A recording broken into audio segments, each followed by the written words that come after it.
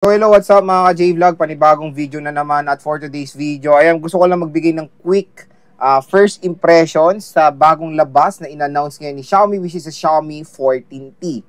Maganda kaya mga upgrades nito compare sa 13T? Tara mga ka-J-Vlog, check natin.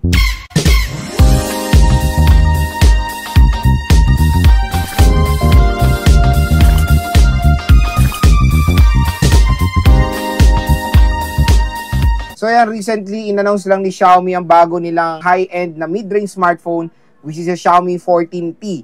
At yun nga, na-reveal na rin yung price and of course yung availability. So si Xiaomi 14T ay meron 2 variants na ilalabas dito sa Philippines. Meron tayong 12GB 256 na meron 25,999 at yung 12GB 512 ay merong SRP na 27,999. So yun nga, when it comes sa kanyang presyo, high mid-range smartphone po itong smartphone na to. So gusto ko i-share sa inyo yung first impressions ko dito sa smartphone natin. Hopefully in the near future, ma-unbox, review, and game test din natin to si Xiaomi 14T kasi napaka-solid talaga ng T-series si Xiaomi. Na-experience ko na yan sa 12T and sa 11T na nagamit ko yan first hand, lalo na yung 11T, solid ang camera na ma-offer niyan. Expect natin na maganda ang overall performance ng Xiaomi 14T. At yun nga, magandang balita mga ka-J-Vlog, available na sa Shopee, sa official store ni Xiaomi, which is ito, pakita natin. Pag may voucher kayo, baka makuha nyo ito ng mas mura. So, yung presyo niya dito with voucher sa akin is 25,649 for the 12GB 256. Pero, nagamit ko na kasi yung mega voucher ko. Baka meron pa kayo mega voucher at makuha nyo pa to ng below SRP pa, kumbaga. So, yon ang SRP, ayan po yung karaniwan na mabibili na presyo sa mall. Pero pag bibili kayo sa Shopee or sa Lazada, expect nyo na mas mura po siya mga J-Vlog ng mga ilang expect nyo na mas mura siya. Expect nyo na itong smartphone na to ay jam-packed din when it comes sa mga specifications. Ito yung karamihan din inaabangan ng consumers lalo na sa Xiaomi brand is yung T-series sila. Kasi yung T-series more on nagpo-focus sa camera talaga. And yun nga, Leica po ang camera. So meron siyang triple rear camera system. So, yung main cam is 50 megapixel.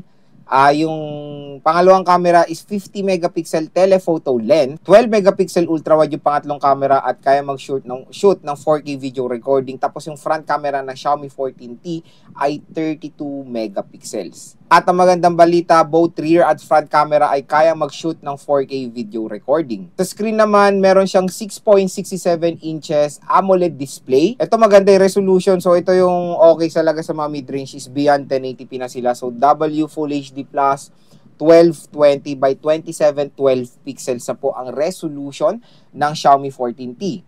Na merong 446 pixels per inch. At ang magandang balita, nag-upgrade na rin ng refresh rate.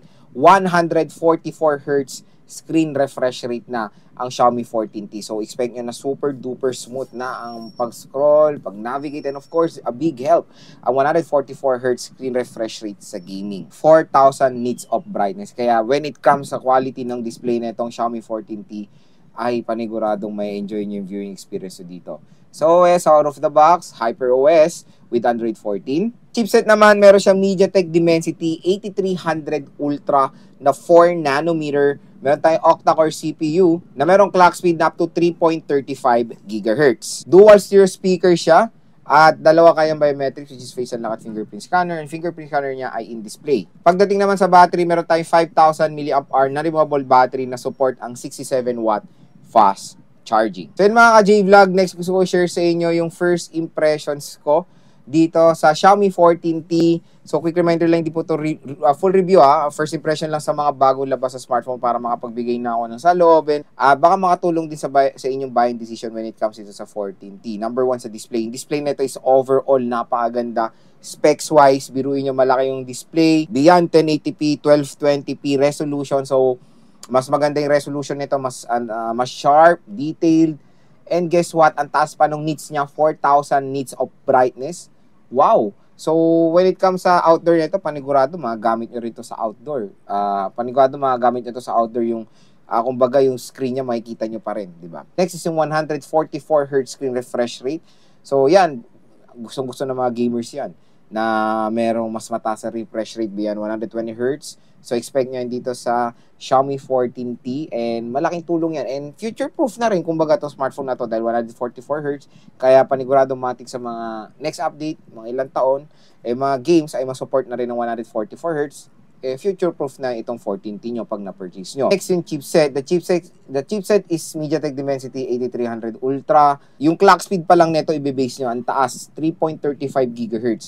So when it comes sa gaming ito, panigurado expect nyo na kayang-kaya mag-handle ng mga heavy games ang Xiaomi 14T. Ito maganda ka sa 14T, hindi lang camera ang kanilang focus, pati gaming side nagfo-focus din itong 14T or yung T series din ni Xiaomi. Next is yung RAM at ROM na itong smartphone na to. Yung RAM at ROM, very reasonable, 12GB 256. Yan na rin ang pinaka-minimum when it comes sa ganyang presyo, and of course 12GB 512. Kaya matik, marami kayong malalagay ng mga games even sa base model nito na 256GB mga ka-J-Vlog. And I think yan na rin iba, mas okay pa rin naman ang 256 sa kanila, mas better option nila yan compare sa 128GB, di ba?